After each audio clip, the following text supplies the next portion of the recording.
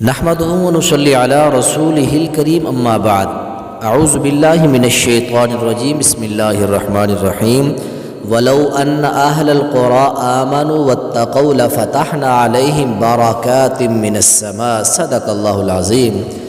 محترم ناظرین کرام، اوقاش اسلامک میڈیا کے پلیٹ فارم سے آج جو بہترین اور بہت ہی اہم پہلو پر گفتگو کی جا رہی ہے وہ ہے حصول برکت۔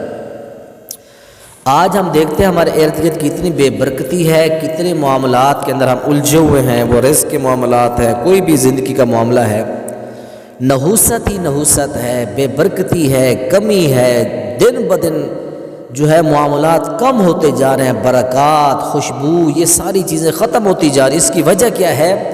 ہم نے اللہ سے برکت مانگنے کے جو معاملات ہیں وہ چھوڑ دیے ہیں۔ وہ اسباب جن سے ہمیں برکت حاصل ہوتی ہے ہمیں وہ اختیار کرنے چاہیے۔ مثال کے طور پر جب ہم آپس میں ملیں تو آپس میں ملتے ایک دوسرے کو ہم کہیں السلام علیکم ورحمۃ اللہ وبرکاتہ، ایک دوسرے کے لیے برکت کی دعا کریں۔ اور اسی طرح جب شادی بیاہ کے موقع ہوتے ہیں، اللہ کے نبی علیہ السلام نے فرمایا جب دلہے کو ملو تو اس کو بارک اللہ لک وبارک علیک وجمع بینکما فی خیر، اس کو برکت کی دعا دو۔ اور اسی طرح فرمایا کہ جب تم دعوت کسی کے پاس کھانے جاؤ، کھانے کے بعد اس کو دعا دو، اللہم بارک لہم فیما رزقتہم واغفر لہم وارحمہم، ان کے لیے دعائیں کرو۔ وطروں کی دعا کے اندر الفاظ ہے وبارک لی فیما اعطیت، اللہ برکت فرما جو تو نے مجھے عطا کیا۔ ہر موقع پر اللہ کے پیغمبر نے ہمیں دعا سکھائی۔ کھانا اگر آپ کو ملتا ہے اللہم بارک لنا فیہ وارزقنا خیرا منہ، تو یہ ساری دعائیں اللہ کے نبی نے ہمیں سکھائی ہیں کہ ہر وقت دعا مانگیں، اللہ تعالیٰ سے برکت کا جو ہے سوال کریں۔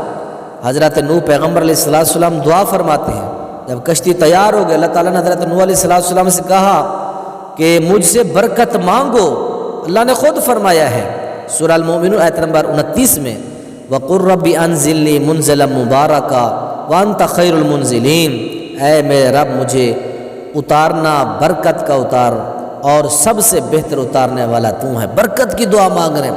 حضرت عیسیٰ علیہ السلام قال انی عبد اللہ آتانی الکتاب وجعلنی نبیا وجعلنی مبارکا اینما کنت واوصانی بالصلاۃ، تو یہ سارے موقع ان کے اوپر ہمیں برکت کی دعا دینی چاہیے، لینی چاہیے۔ اب آپ کے سامنے میں ایسے کچھ پوائنٹ بیان کرنا چاہتا ہوں، ایسے کچھ چیزیں جن سے برکت حاصل ہوتی ہے۔ ان باتوں سے آپ کو سمجھ آ چکا ہوگا کہ برکت کی ہمیں کتنی زیادہ ضرورت ہے۔ اب آئیں وہ کون سے کام ہیں جن سے ہمیں برکت ملے گی۔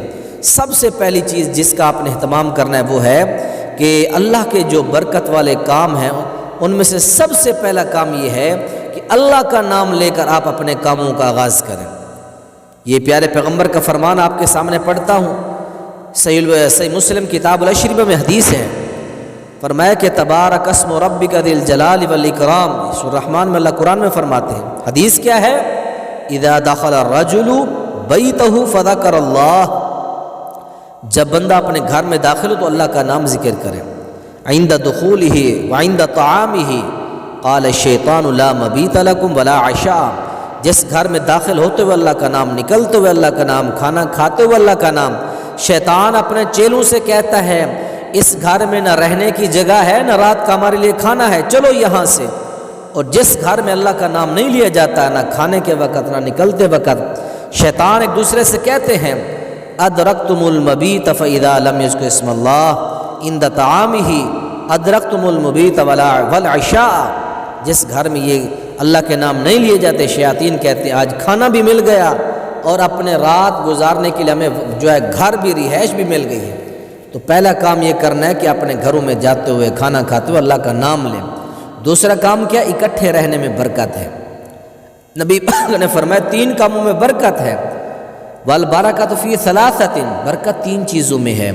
فرمایا کہ فی الجماعۃ والسرید والسحور، برکت 3 چیزیں ہیں، ایک سرید، نمبر 2 سحری کھانے میں، اور تیسری نمبر پر فرمایا کہ مل جل کر رہنے میں برکت ہے۔ معجم الکبیر للطبرانی میں حدیث ہے۔